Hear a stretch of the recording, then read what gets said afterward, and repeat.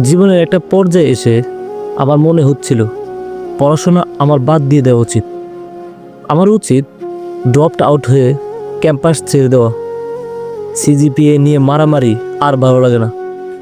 হয়তো আমার এমন অবস্থা দেখেই বায়োমেট্রিক্সে এক বড় ভাই বলেছিলেন, শেষ বলটা পর্যন্ত খেলে যাওয়া উচিত।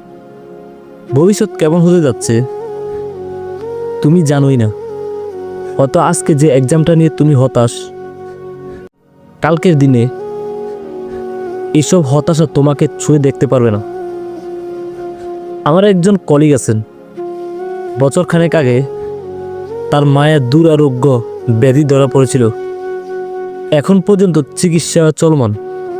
বলা ভালো, এই রোগের কোনো কার্যকরী চিকিৎসা নেই। মাস 3 আগে তার বাবাও ক্যান্সার ধরা পড়েছে। ঠিক এমন পরিস্থিতিতে একজন মানুষের মানসিক অবস্থা কোথায় গিয়ে ঠেকতে পারে সেটা নতুন করে বলার কিছু নেই।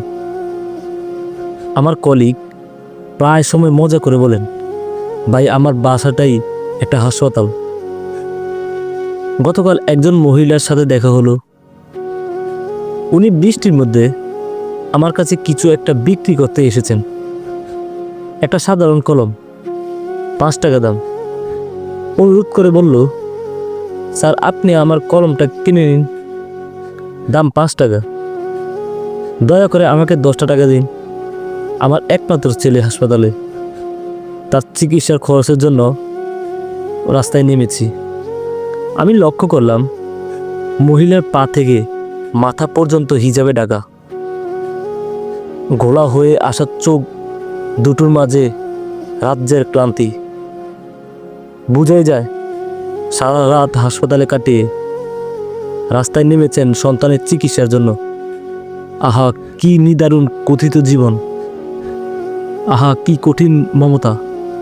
জীবনে একটা সময় গিয়ে আমার মনে হলো প্রেম, বিয়ে এই ব্যাপারগুলো আসলে আমার জন্য নয়। আই গুড লিভ, কারণ সবার জীবনে সব কিছু থাকে না।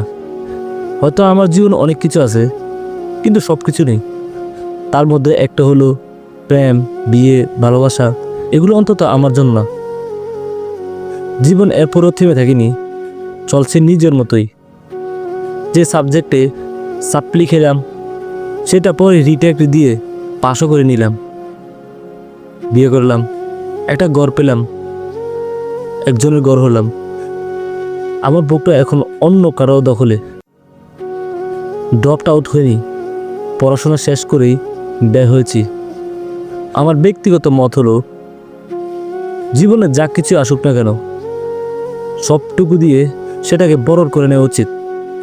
একবার প্রতারিত হয়েছি বলে সব কিছু বাদ দেওয়াটা ঠিক নয়।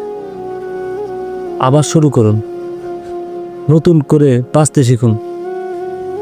একটা এক্সাম খারাপ হয়েছে বলে এই নয় সব বাদ দিয়ে ডিপ্রেশন পিল খেয়ে ঘুমাতে হবে।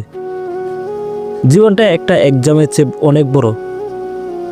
নতুন করে বাঁচতে চাই বলেই তো ভাঙ্গাচোরা জীবনটার কাছে ফিরে আসি বারবার। জীবনকে উপভোগ করতে শিখুন। সত্যিই জীবন অনেক সুন্দর।